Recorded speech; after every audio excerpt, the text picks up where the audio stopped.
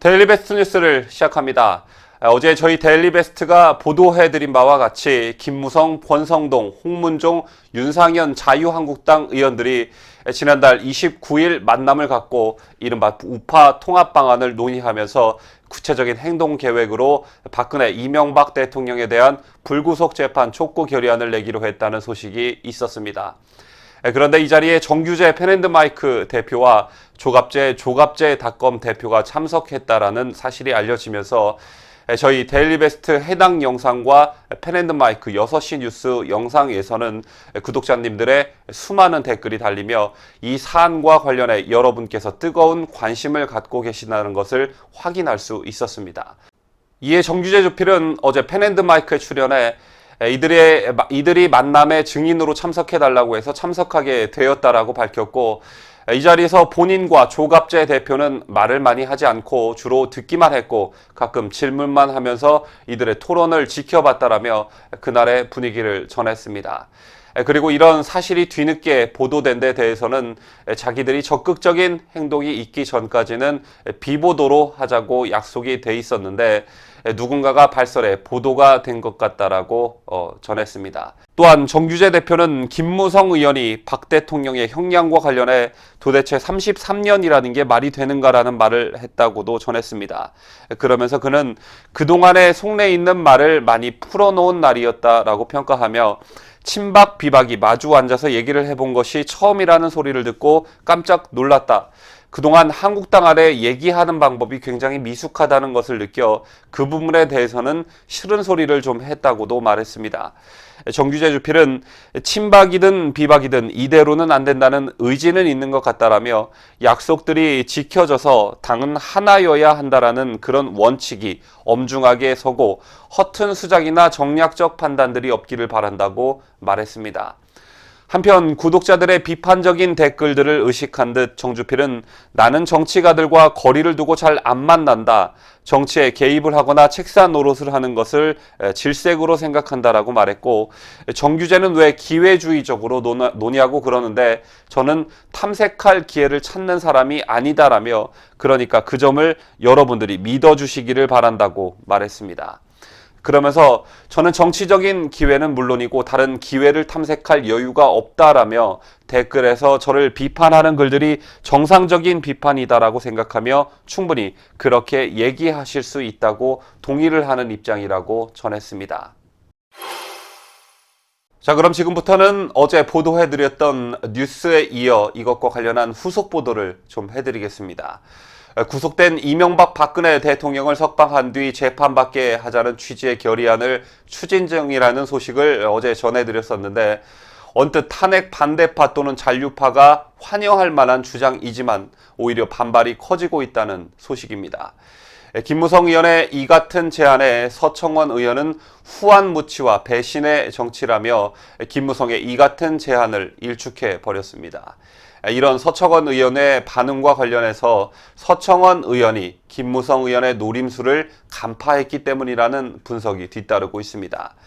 탄핵 잔류파는 김무성이 이른바 태극기 시민들로부터 반감을 누그러뜨리려고 통합의 중심에 서려 한다는 계산을 지적하면서 당권을 내주지 않겠다는 속내를 숨기지 않은 것으로 전해집니다.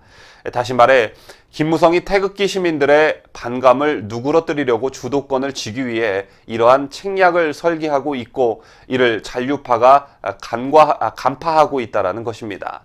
한편 지난 29일 김무성이 권성동 의원과 함께 윤상현, 홍문종 의원을 만난 것에 대한 새로운 소식이 있는데 이 자리는 뉴라이트 성향의 정광훈 목사가 주재한 자리로 알려졌습니다. 자, 우선 탄핵파에서 먼저 화해 제스처가 나왔다고 합니다. 2016년 박근혜 대통령 탄핵안의 국회 처리 당시 법제사법위원장으로서 검사격인 탄핵소추위원단장을 맡았던 권성동이 불구속 재판이 원칙인데 두 전직 대통령을 모두 구속한 것은 적절하지 않다고 말한 것으로 전해졌습니다. 계파 갈등을 극복하기 위해 한국당이 두 전직 대통령의 불구속 재판을 촉구하는 결의안을 당론으로 발의하자는 아이디어였던 셈입니다. 이런 말을 들을 때마다 진짜 한 대 확 때리고 싶은 마음밖에 들지가 않습니다. 그러나 권성동의 이러한 발언에 박 대통령 탄핵이 잘한 일이냐 잘못한 일이냐를 놓고 의견이 갈리면서 총의가 모이지 않은 것으로 전해졌습니다. 탄핵파에선 우리 당이 태극기 부대를 끌어들여선 안 된다는 입장이 나왔고, 탄핵 반대파에서는 석방 결의안 채택에 앞서 탄핵파의 탄핵 사과 전제를 단 것으로 알려졌습니다. 이에 김무성은 미래를 보고 그냥 넘어가자고 했고, 홍 의원이 사과 못한다면 나는 손을 못 잡는다고 거절하면서 분위기가 틀어졌다고 전해집니다. 한편 홍문종 의원은 CBS 노컷뉴스와의 통화에서 김무성의 노림수가 무엇인지 분석했습니다. 그는 김 의원은 탄핵을 찬성했던 일 때문에 당 내부에서 반감이 커졌다라며 그것을 희석시키는 방법이 모든 계파들과 함께 하겠다는 것이라며 김무성을 몰아세웠습니다. 쉽게 말해 김무성이 박 대통령 탄핵 문제에 대해 정작 사과를 할 수는 없으니까 석방시키자는 주장을 통해 퉁치고 넘어가려 한다는 것입니다. 그리고 주된 목적은 태극기 부대 등 강경 우파의 반발을 누그러뜨리는 것이고, 이명박 대통령 사면권은 덤으로 더해졌다는 얘기입니다. 또 김무성이 최근 구속 중인 최경환 의원을 면회하는 동시에 바른미래당의 손학규 대표를 만나는 등 광폭 행보를 하는 배경에는 통합전대 계산이 깔려 있다는 분석이 잇따르고 있습니다. 바른미래당의 탄핵파, 한국당 내 탄핵파 및 복당파, 친박계 및 태극기가 통합할 경우 계파별로 다른 입장에서 가운데쯤인 김무성이 주도권을 쥐려는 포석이라는 것입니다. 한편 영상 초기에 잠깐 언급해 드렸지만 서청원 의원은 홍문종 의원보다 훨씬 강경한 목소리로 김무성을 질타했습니다.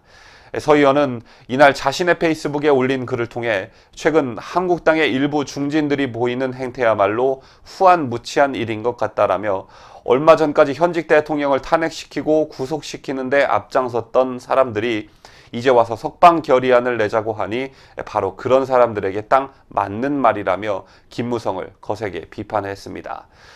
그리고 서청원 의원 역시 김무성이 당권을 노리고 있다는 의혹을 드러냈습니다. 서 의원은 당에 침을 뱉고 탈당했던 사람들이 한마디의 사과와 반성도 없이 슬그머니 복당했다라면서 이제 와서 정치적 입지를 위해 반문 빅텐트를 얘기하고 당을 구하느니 석방 결의안을 내겠다고 운운하니 이보다 더 후안무치한 일이 어디 있겠느냐고 꼬집었습니다. 한편 야권에선 김무성이 보수 통합을 추진하기 위해 문재인을 끌어들이고 있다라는 지적도 꾸준히 제기되고 있습니다. 한 탄핵파 중진 의원은 사석에서 2020년 총선 분위기가 달아오를 내년 하반기쯤 문 대통령이 박 전 대통령을 사면한다고 치자라고 가정하면서 박 전 대통령이 머리카락을 푼 채 휠체어에 타고 조원진 의원이 그걸 끌고 광화문 한복판에 나서는 장면을 상상해봐라. 그걸로 총선은 끝이라고 말한 것으로 보도되었습니다. 이는 문재인이 지난 탄핵에 이어 다시 한번 보수 분열의 반사 이익을 얻기 위해 사면 카드를 쓸 수 있기 때문에 선제적으로 석방을 주장을 중심으로 힘을 합쳐 놓아야 한다는 주장입니다. 그런데 어떤 새끼인지 몰라도 아무리 익명 인터뷰라고 하지만 박 대통령이 머리카락을 푼 채 휠체어 타고라는 말을 함부로 내뱉고 있는 건지, 자당 출신 대통령을 저런 시선으로 바라보고 있으니 많은 우파 시민들이 니네들을 용서하고 싶어도 못하는 것입니다. 다시 본론으로 들어가 이에 대해 탄핵에 찬성했다는 탄핵파 인사는 사면은 대통령의 고유 권한이라며, 김무성 의원이 김칫국을 먼저 마시는 이유는 사면을 예상하며 나중에 태극기 부대에게 생색을 내기 위해 미리 침바르기를 하고 있는 것이라고 지적했습니다. 뉴스를 마치면서 오늘은 논평을 하지 않겠습니다. 정말 얘네들 하는 짓거리를 보고 있노라면 토할 것 같습니다.